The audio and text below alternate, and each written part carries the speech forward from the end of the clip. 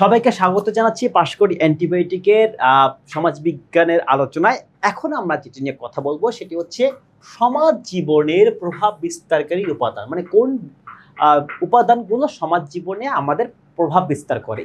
চলো আমরা প্রথমেই দেখি যে ভৌগোলিক বা ভূগোল এবং বংশগত বা হেরিডিটি কিভাবে হচ্ছে প্রভাব বিস্তার করে এবং এক্ষেত্রে ব্যক্তির প্রতিভার ভূমিকাটা কি। প্রথমত হচ্ছে একটা মানুষের যেখানে বসবাস করে তার আশেপাশের জলবায়ু, তাপমাত্রা, ভূপ্রকৃতি, নদী, বনভূমি মানুষের পেশা এবং জীবনযাত্রার ধরনকে নির্ধারণ করে দেয়। যেমন ধরো, আমরা সবাই জানি ছোটবেলা থেকেই বাংলাদেশ একটি নদীমাতৃক দেশ। তার মানে কি দাঁড়াচ্ছে? তার মানে এই অঞ্চলে যে মানুষগুলো বসবাস করবে তাদের জীবনে নদীর প্রভাব সেচ, চাষাবাদ, মাছ শিকার বা অন্যভাবে হচ্ছে প্রভাবিত হবে।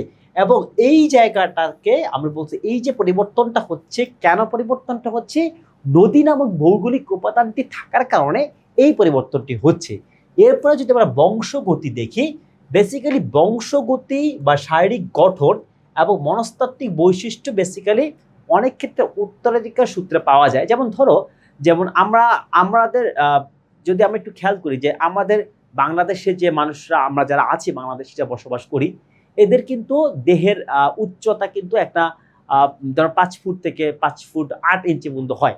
এবং মানে বেসিক্যালি হচ্ছে যে বাবা মা মানে পিতা মাতা বা পূর্বপুরুষদের কাছ থেকে আমরা বেসিক্যালি হচ্ছে আমাদের শারীরিক গঠনের একটা অবয়ব পেয়ে থাকি। যেমন এই অঞ্চলের মানুষগুলো অনেক বেশি লম্বা না, আবার অনেক বেশি আফ্রিকার পিগমিদের মতো অনেক খাটো না। সো এই বংশগতি বেসিক্যালি হচ্ছে উত্তরাধিকার সূত্রে আসে এবং এই বংশগতির কারণে এখানকার পেশা অনেক ক্ষেত্রে হচ্ছে কি হয়, অনেক ক্ষেত্রে হচ্ছে এরূপ পেশাটা হচ্ছে অনেক ক্ষেত্রে এই উত্তরাধিকার সূত্রে পাওয়া দৈহিক বা শারীরিক বৈশিষ্ট্যের উপরে নির্ভর করে। এবং অনেক ক্ষেত্রে দেখা যায় কিছু কিছু মানুষ অনেক বেশি প্রতিভাশালী হয় বা ব্যক্তি প্রতিভার ক্ষেত্রেও বংশের একটা প্রভাব থাকে। যেমন ধরো যে কৃষকের ছেলে কৃষিকাজে যে পরিমাণ অভিজ্ঞ, শহরে বসবাস করা কোনো একজন আমলার ছেলের পক্ষে কিন্তু সেই পর্যায়ে কৃষিকাজের অভিজ্ঞতা, কৃষিতে একটা উচ্চতর ডিগ্রি নিয়েও কিন্তু অনেক ক্ষেত্রে সম্ভব হয় না। তার মানে হচ্ছে ব্যক্তির প্রতিভা বেসিক্যালি কিছু কিছু ক্ষেত্রে বা অনেক ক্ষেত্রে হচ্ছে তার পিতা বা মাতার কি পেশা ছিল সেই পেশা দ্বারা নির্ধারিত হয় এবং পেশা দ্বারা অনেক বেশি অ্যাক্সেলারেটেড হয়। যেমন ধরো পুরান ঢাকায় তোমরা অনেক স্বর্ণকারের দোকান দেখবে, যে পুরান ঢাকার স্বর্ণের দোকানে কি হয় দেখবা বাবা স্বর্ণকার, পুত্র স্বর্ণকার, আবার তাদের যে পিতামহ মানে দাদা সেও স্বর্ণকার। মানে স্বর্ণকার ব্যাপারটা কি হচ্ছে, কি বংশীয়ভাবে এক প্রজন্ম থেকে আরেক প্রজন্মে এই পেশাটা কি হচ্ছে সঞ্চারিত হচ্ছে। এরপরে যদি আমরা একটু দেখি, সেটা হচ্ছে এই দুই ধরনের উপাদানের ভিতরে বাইরে আরেকটা উপাদান হচ্ছে সাংস্কৃতিক উপাদান, এবং সাংস্কৃতিক উপাদানের ভিতরে সবচেয়ে শক্তিশালী উপাদান হচ্ছে ধর্ম। যেমন ধরো বাংলাদেশে তুমি কিন্তু খুব একটা শূকর বা পর্কের চাষ তুমি দেখবা না, মানে এখানে শূকরের চাষটা কিন্তু অনেক বেশি অনেক কম হয়ে থাকে এবং কিছু কিছু ক্ষুদ্র নিগোষ্ঠীর মধ্যে বা দলিত শ্রেণীর মধ্যেই শূকরের চাষ বা শূকর খাওয়া, শূকর পালন করা এবং শূকরকে বড় করার প্রবণতা দেখা যায়। এখন তাহলে বাংলাদেশে কি শূকরের পালনের জন্য বাংলাদেশে কি সেই পরিবেশটি নাই? সেটা কিন্তু ভুল, সেই পরিবেশ কিন্তু আছে। কিন্তু যেহেতু বাংলাদেশে অধিকাংশ মানুষ, প্রায় 90% উপরে মানুষ যে মুসলমান, এবং মুসলমানরা কোনোভাবেই শূকর খাওয়াকে ধর্মীয়ভাবে পছন্দ করে না এবং এটাকে তারা হচ্ছে হারাম মনে করে। এই জায়গা থেকে এই ধর্ম বিশ্বাসের কারণে এক ধরনের সংস্কৃতি তৈরি হয়েছে যে এই অত্র অঞ্চলের মুসলমানরা আর যাই করুক শূকর পালন করবে না, শূকরের মাংস খাবে না এবং শূকর সংক্রান্ত তেমন কোনো ধরনের ব্যবসায় তারা জড়িত থাকবে না।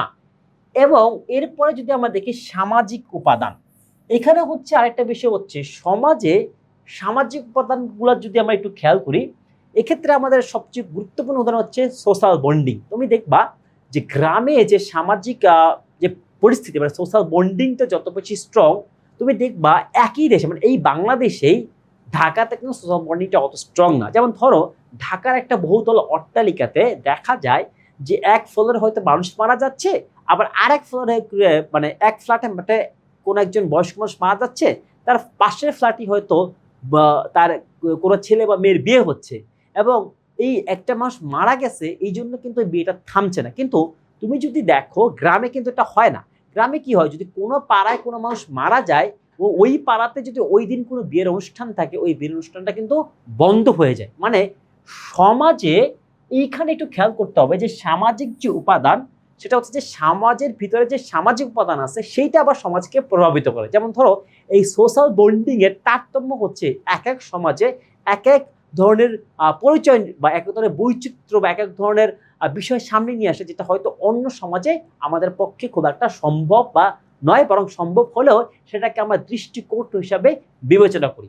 এরপরে আরেকটা বিষয় হচ্ছে পরিবার এবং পরিবেশ, এবং এই পরিবার এবং পরিবেশেরও একটা গুরুত্ব আছে। যেমন ধরো বাংলাদেশি যদি আমি চিন্তা করি, বাংলাদেশে মানে আমরা সবাই জানি বাংলাদেশ হচ্ছে কৃষি প্রধান একটি দেশ, এবং এই যে কৃষি প্রধান দেশ হওয়ার পরেও বরিশালেও কৃষি হয়, আবার হচ্ছে চাঁপাইনবাবগঞ্জেও কৃষি হয়। কিন্তু দেখবা বরিশালে যে পরিমাণ ধান উৎপন্ন হয়, চাঁপাইনবাবগঞ্জে ধান উৎপন্ন হলেও সেই পরিমাণ ধান উৎপাদিত হয় না। সেখানে আমের ফলনটা ভালো, আবার গাজীপুরে আবার কাঁঠালের ফলনটা ভালো। কিন্তু তুমি বরিশাল অঞ্চলে আম গাছ পেলেও চাঁপাইনবাবগঞ্জের মতো আমের ফলন পাবে না, আবার বরিশালে তুমি কাঁঠাল পেলেও গাজীপুরের মতো এত বেশি কাঁঠাল পাবে না। বেসিক্যালি এই যে একটা সোসাইটি বা যে ভৌগোলিক পরিবেশের উপর থাকে, সেই ভৌগোলিক পরিবেশ হচ্ছে অনেক ক্ষেত্রে তার পেশাকে নির্ধারণ করে দেয়। যেমন ধরো এই বরিশালের কথা যদি তুমি চিন্তা করো, যে বরিশালের কোনো একটা নদীর তীরে যে জনবসতি, সেই জনবসতি কিন্তু একটা বড় অংশের পেশা হয় কি, একটা বড় অংশের পেশা হচ্ছে মাছ ধরা বা মৎস্য শিকার বা জেলে।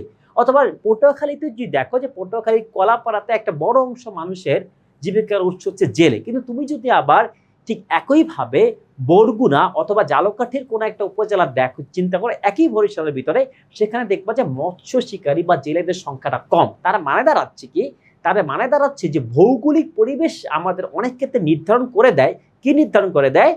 যে কোন পেশা এখানে জনপ্রিয় হবে এবং কোন পেশায় মানুষ হচ্ছে অনেক বেশি পরিমাণে নিয়োজিত থাকবে।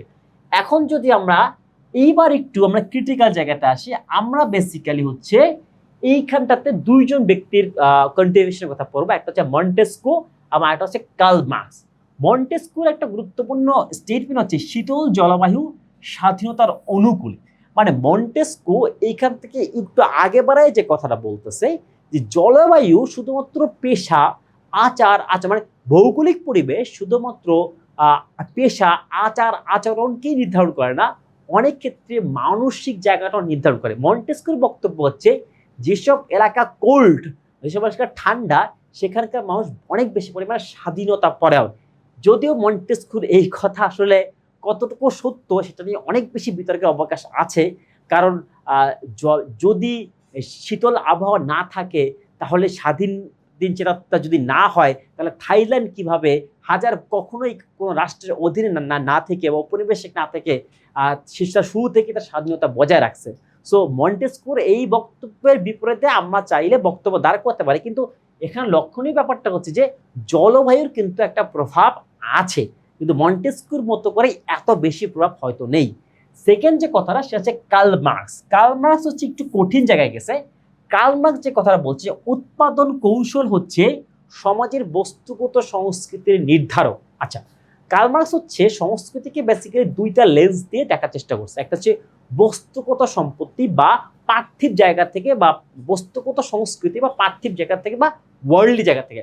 উনার বক্তব্য হচ্ছে একজন মানুষ কি উপার্জন করবে, কোন ধরনের বস্তুগত জীবন ধারণ করবে, কি খাবে, কি পড়বে, এটা ডিপেন্ড করে হচ্ছে তার কাছে কি পরিমাণ ক্রয় ক্ষমতা আছে এবং সে কি পরিমাণ দ্রব্য বা পণ্য সে ক্রয় করতে পারে। কিন্তু কথাটা হচ্ছে যে এই দ্রব্য বা পণ্য ক্রয় করার যে ক্ষমতা, সেই ক্রয় ক্ষমতা নির্ভর করে উৎপাদনের উপকরণ সমূহের উপরে তার কি পরিমাণ দখল আছে।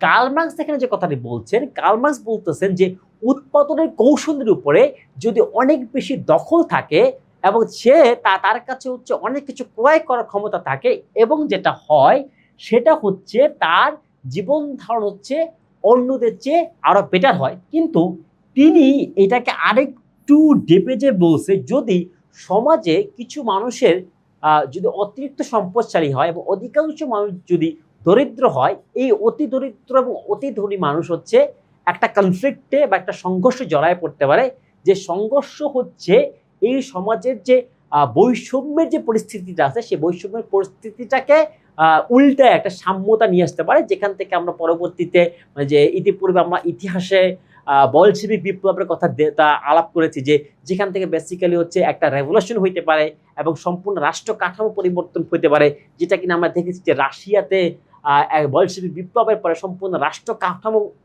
পরিবর্তিত হয়ে সেখানে ক্রমশ যে পুঁজিবাদ তৈরি হচ্ছে সেই পুঁজিবাদটা ধ্বংস হয়ে সেখানে সমাজতান্ত্রিক বা সোশ্যালিস্ট স্টেট হচ্ছে এস্টাবলিশমেন্ট পায়।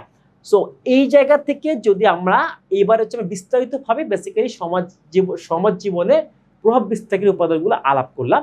তো এখন হচ্ছে আমরা একটু খুব সংক্ষেপে দেখি যে কোন কোন এমসিকিউগুলো এখান থেকে আমাদের পরীক্ষার জন্য গুরুত্বপূর্ণ।